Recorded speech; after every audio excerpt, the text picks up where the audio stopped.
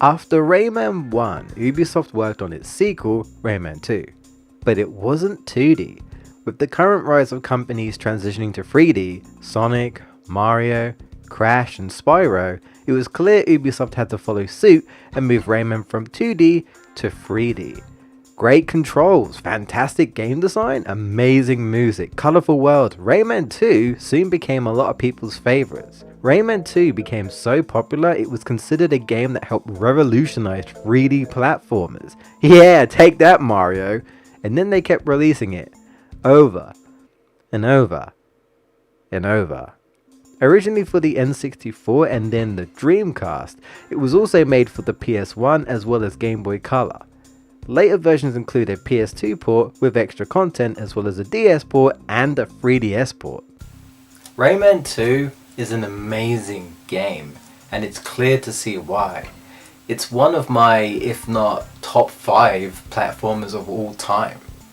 Now, there's quite a few versions of this game, and most people tell you to play the Dreamcast version. However, I don't have a Dreamcast, so I don't have that version. I have the PS1 version, so that's what I'm going to be playing, even though it's the inferior version. So with that said, guys, won't we see how good this game really is, shall we? Rayman 2 has a much darker tone compared to the first game. Robot pirates have taken over, enslaved everyone, and broken the heart of the world that holds everything together into lumps. In the PS1 version it's 800, in the other versions it's 1000, but despite this, there's still some funny quirkiness to the world of Rayman. Even Rayman himself has been captured, lost his powers and has given up. Glowbox, a new character, and Glowbox's friend, gets captured to give Rayman a silver lump from another new character, Lee the Fairy, who gives him the power to shoot from his fist again.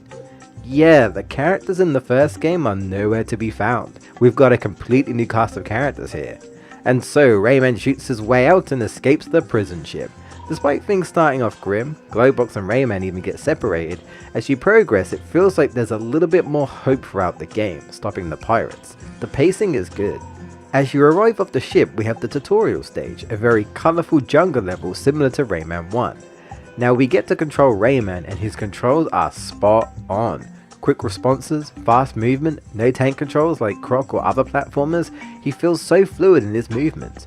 He retains some of the abilities to begin with, like hanging and flying.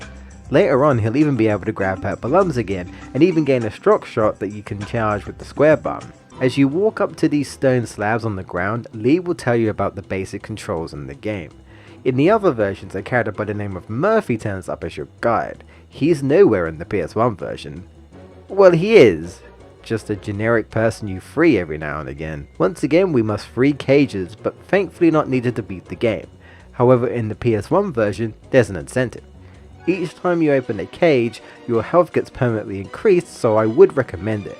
Not that Rayman 2 is super difficult, it's much easier and balanced compared to the first game. Yeah, Rayman doesn't punch with his fists, he shoots dots? I guess they wanted a longer ranged attack. Works fine, I just miss being able to punch enemies in the face. Your shots even bounce around, so sometimes you can use that to your advantage. As Rayman reaches the end of the first level, he frees the Tintsies, who can't seem to decide who's king. The Tintsies tell Rayman he must travel through the Hall of Doors, pretty much portals to other lands in order to find Lee and Glowbox. Actually, you free a Tintsie every level and they open a portal for you. No victory pose, but we do have a dance. We enter the Fairy Glade where Lee is being held and we get introduced to climbing and swimming. Yeah, Rayman can actually swim in this game, but only certain sections. This is where you start to encounter the robot pirates as well, the main enemies in the game, since there aren't really bosses, more like mini bosses apart from the final boss. You'll encounter different color pirates, each representing different patterns and health. To help dodge their attacks, you can hold the R2 button to strafe left and right. Your shots come up pretty quick, so you shouldn't have any trouble dealing with them. Rayman has no lives, just a health meter. To refill your health, grab red lumps. Collect yellow lumps as you need them to proceed. Green lumps act as checkpoints. We find Lee, but must free her by destroying the machine by throwing kegs. You can throw kegs forward or above Rayman, allowing him to shoot enemies and obstacles without dropping the keg. This is where Lee gives the ability to grab purple lumps again, and they act exactly the same as the first game. One thing I want to mention briefly is that this game has voice acting. The other versions not including the PS2 has more of a gibberish type of language, but decided to give the PS1 version fully fledged voice acting. I feel weak and my powers have disappeared. You know, Glowbox, I think this might be the end. No, not the end. Glowbox bring good gift from Lee. Lee the fairy? Some people complain about how they prefer the gibberish, but I personally think the voice acting is decent.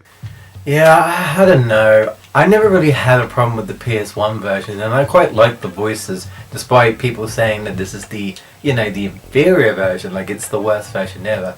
Okay, there's content missing, but the game is still Rayman 2, still plays the same, still looks the same. The levels are the same, but they're just a bit shorter, that's all. Rayman mainly sticks to the core platforming, which is what most people want, right? Everything sort of feels like an extension of him, except for when you ride this walking missile they call a shell, and when it flies at the end of the game.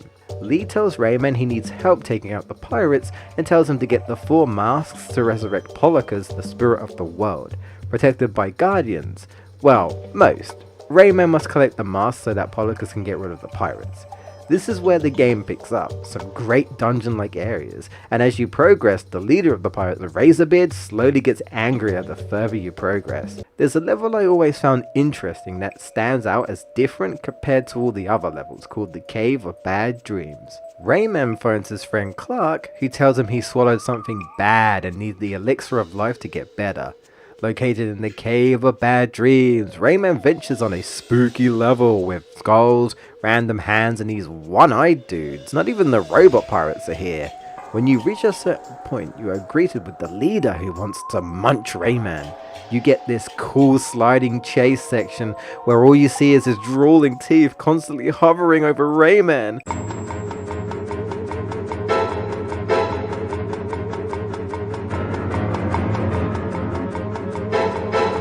After beating his platforming challenge, he tells Rayman he can take his treasure. Now in the PS1 version, there's no option, but in the other versions, you can actually select yes, and you'll get like a bad ending. Rayman takes the elixir and saves his friend Clark so he can proceed. So we got through the Cave of Bad Dreams. A little bit scary when I was a kid, but that's not so bad, so we've got past the worst of it, right?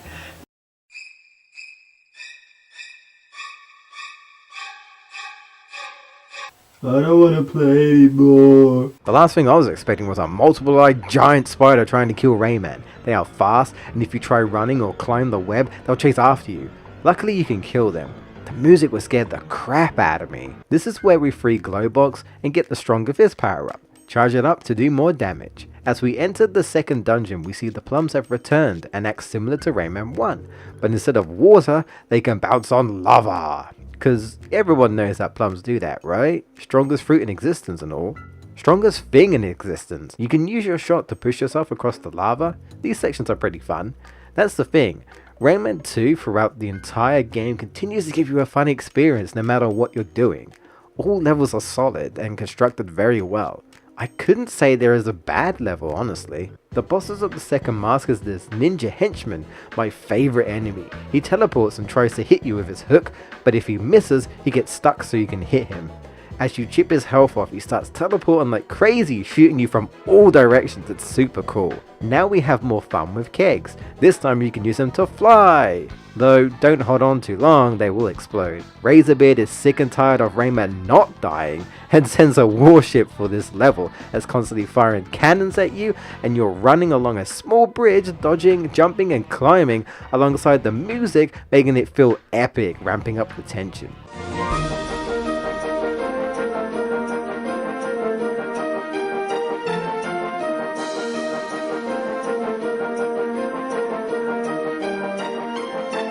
I also like using the ship to attack the ninja henchman here. If you time it correctly, he takes a lot of damage. This game does like its lava sections, but before that, I forgot to mention that there are a couple of bonus levels in the PS1 version. Some more in the other versions, but they are simply time attacks to collect lumps.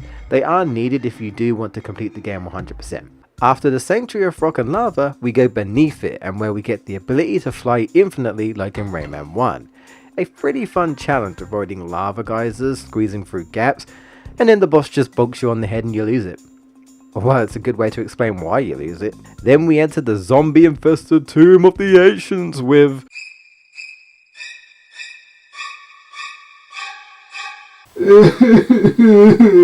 The last area to find the fourth mask has you riding the shell once again. These sections can be fun, but they are finicky. Careful not to bump into things too often or accidentally dive into the ground or it's lights out.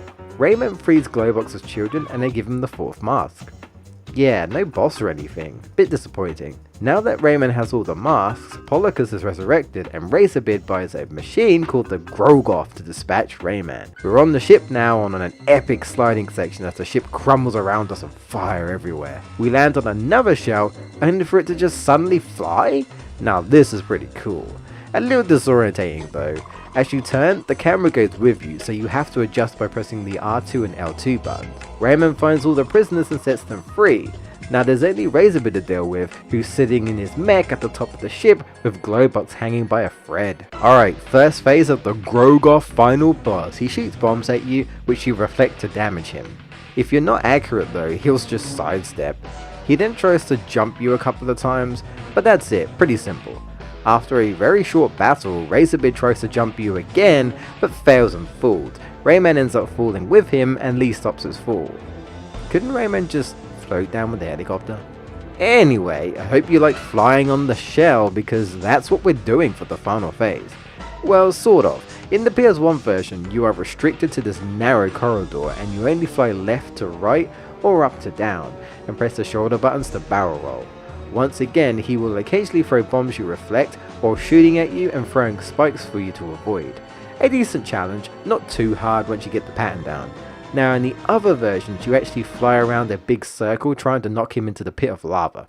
Once defeated, he has one last surprise in a self-destruct device, destroying the ship and Rayman on it. Well, that's what everyone thought, but a limping Rayman returns victorious, ending his adventure. Well, sort of. So if you manage to get at least 90% at the end of the game, you get to play a bonus level in the format of Rayman 1, being the Rayman 2 beta. Yeah, they initially were going to make another 2D game, just like Rayman 1, but after seeing everyone moving to 3D, they scrapped the idea. It's super short, but there are some interesting ideas here. I still to this day wish they would release another game just like this. But alas, we'll just get another port of Rayman Legends again, I suppose. Rayman 2 is a fantastic experience no matter what version you play. And considering this was Ubisoft's first attempt at transferring Rayman from 2D to 3D, they did an incredible job. Some games don't even move over to 3D, they just don't even bother trying. But of course with the success of Rayman 2, you gotta keep the ball rolling and create another 3D game. Rayman 3 is up next, folks. So we'll be looking at next time. Take care, and I'll see you then.